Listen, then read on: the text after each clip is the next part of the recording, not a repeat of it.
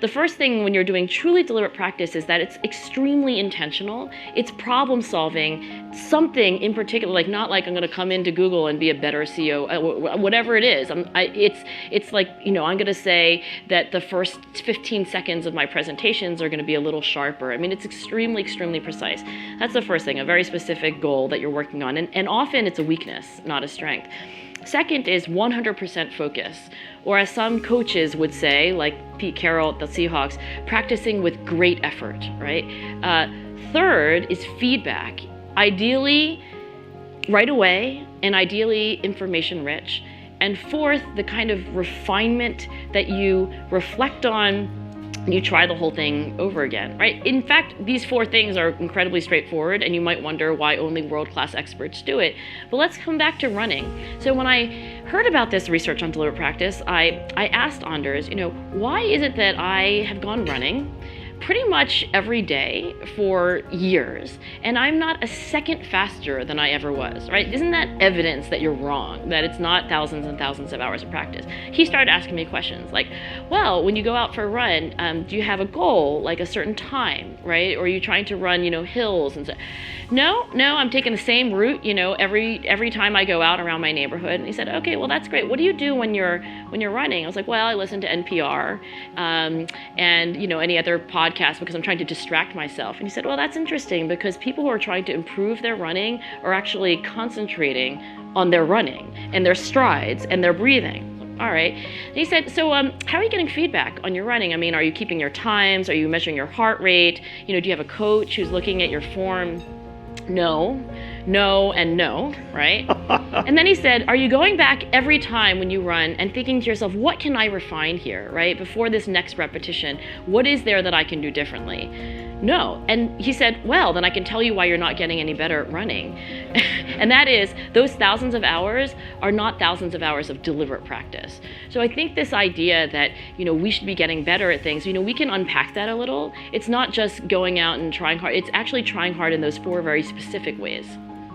One of the things that's really important to know about human beings is that it's not that we stop growing up when we're 18, right? And if you look at the etymology of the word parent, the word parent really means to bring forth.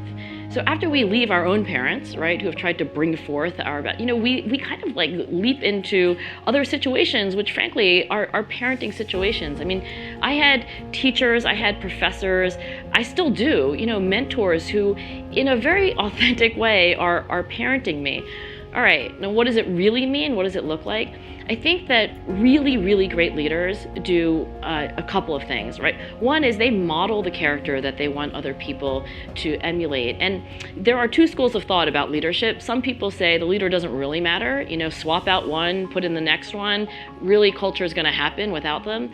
I'm in the other school of thought. I think that's absolutely wrong. Everybody watches the leader. The leader sets the pace for the entire organization. And when the leader is nice to other people, when I go and visit famous people like you, I watch them and I watch how they talk to the people who aren't famous. I watch them like, when they order their food, do they look the person in the eye? And all of those little things are being watched by all the people who work for you. No pressure. And they're emulating you. I mean, and especially if they respect you.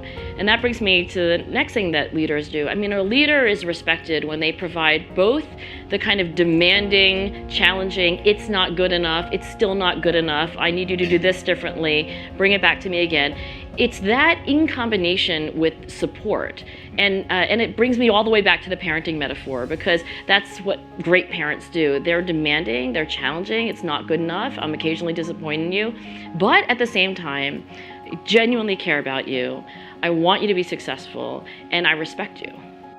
When you interview someone who's, whatever, they win an award, right? So like, or you just, you read off someone's resume, and by the way, you only usually read the good parts, right? Like, how about the time that you completely screwed up and, made this wrong decision? I didn't put that on my resume, so you couldn't read it. But, I think a lot of my work is about demystifying things like excellence, right? People who succeed fail all the time. In fact, I think they fail more than anyone else. Like, that's what makes them so successful, because failure provides an opportunity for information. In academia, when you submit an article, even when you're very good, odds are it's going to get rejected.